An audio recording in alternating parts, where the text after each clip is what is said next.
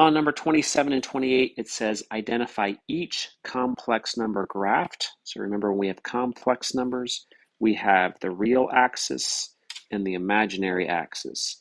And so what we do is we start with our real number. So this is back at -3. So it's -3, and then it's down 1, which is on our imaginary axis. So this is -I or -1I, because this is -I, -2I, -3I, and -4I. So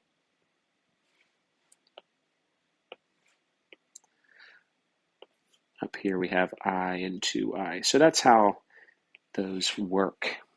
So on 29 and 30, this time we're given a complex number and we want to graph it. So we go to 4 on the real axis. 1, 2, 3, 4.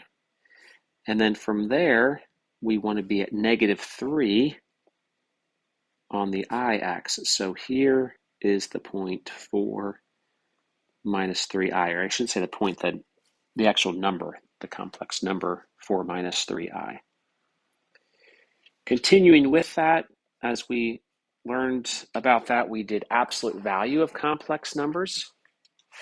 And we learned if we have a complex number in A plus BI form, and we want to take the absolute value of it, all you need to do is do the square root of A squared plus B squared. Notice we do not use this I in our little expression here. And so for 31,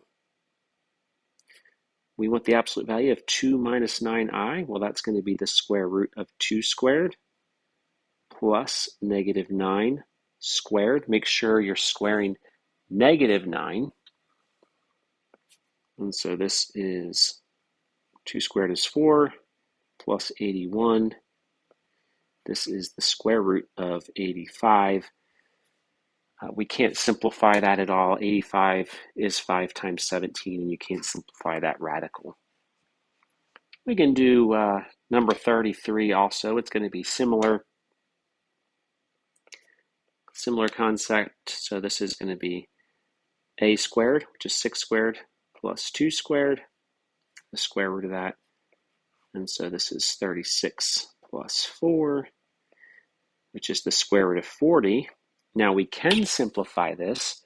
We had two different methods. The one that would work easiest here is think, are there any perfect squares that go into 40?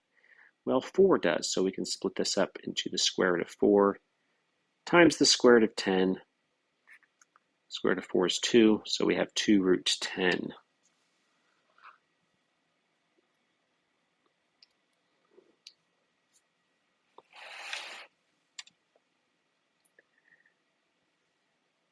In the next section, it says to simplify.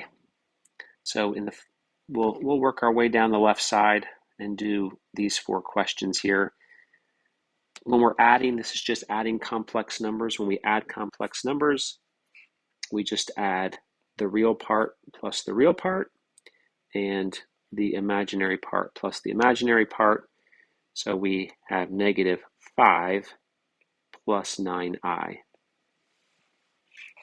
When we subtract in number 37, we need to distribute this negative. So we have -5 plus I. Distributing this negative gives us +4 minus I. And in this case, we have -5 plus 4, which is -1, and I plus -I, which is 0. So our answer is just -1. 39 and 40 we're multiplying. So when multiplying, if we ever get an I squared, remember that is equal to -1. So we're going to multiply here. So -6 times 5 is -30. -6 times 2I is -12I. -8I times 5 is -40I. And -8 I times 2i is negative 16i squared. We have a couple like terms here in the middle, so we have negative 30 minus 52i. And in this term, we remember that I squared is equal to negative 1. And so we have negative 30 minus 52i plus 16. Now we can add these two, and we get negative 14 minus 52i. 40, 41, 42 are going to be similar to that. And let's come down to this next group.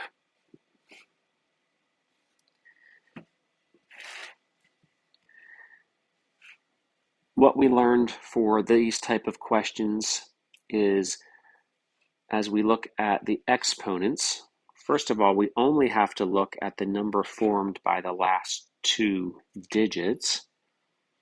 And what we want to do is we want to find the highest multiple of 4 without going over that number.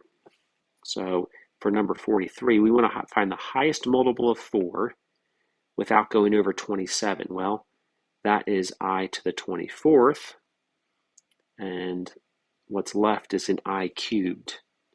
So what we know, I to a power that's a factor of 4, this is just equal to 1.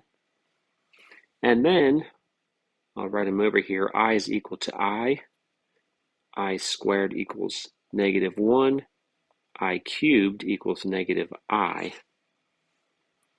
And so this is 1 times, we see I cubed is negative I.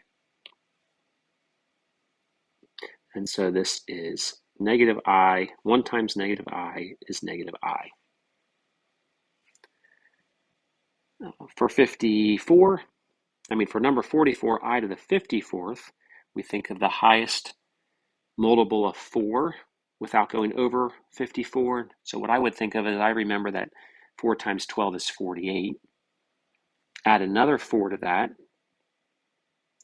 is 52. So 52 is a multiple of 4. If I kept going, that would be over 54. So I would say I to the 54th is equal to I to the 52nd times I squared.